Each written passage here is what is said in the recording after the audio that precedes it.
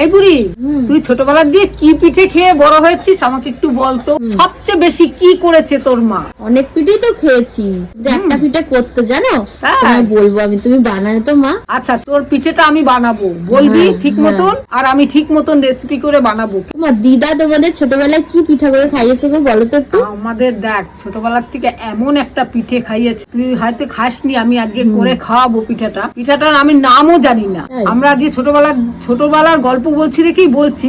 এই দেখ, নারকেল আদা দিয়ে পিঠে। হ্যাঁ, আবার গুড়, তার সাথে গুড়, আখের গুড়। হ্যাঁ, ভালোই হবে গো। দেখবি এই পিঠেটা আমি কি করে করি। আজকে আমি একটা আমার ছোটবেলার পিঠে রান্না করবো। এই জন্যই চালের গুঁড়ো করছিলাম না? হ্যাঁ, আমি চালের গুঁড়ো করে নিলাম নিজে হাতে।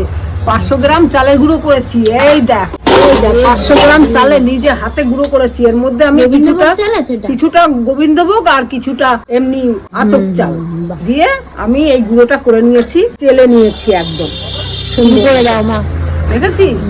আমি তাহলে এই পিঠেটা রান্না করব, পুরোটা দেখবি কিন্তু। খুব ছোটবেলার পিঠে। হ্যাঁ, ছোটবেলার থেকে আমরা স্কুলে পর্যন্ত নিয়ে গেছি, 7-8 দিন রেখে খাওয়া যায়, একদম নষ্ট হয় না। পিঠেটা এত স্বাদের হয় না, সে পিঠে না খেলে বুঝবি না। আজকে আমি তোদের করে খাওয়াবো। আচ্ছা।